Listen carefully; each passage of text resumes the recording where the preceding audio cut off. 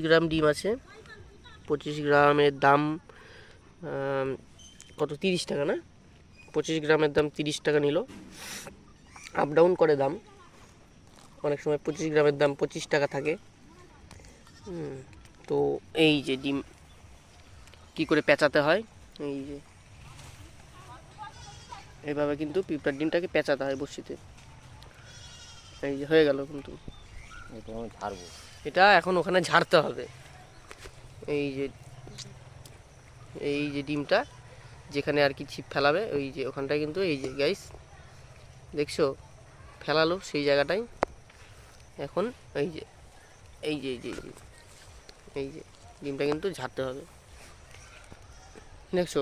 দেখি দেখি দেখি, এটা খুলে দিলি কেন? আচ্ছা, এই যে ডিম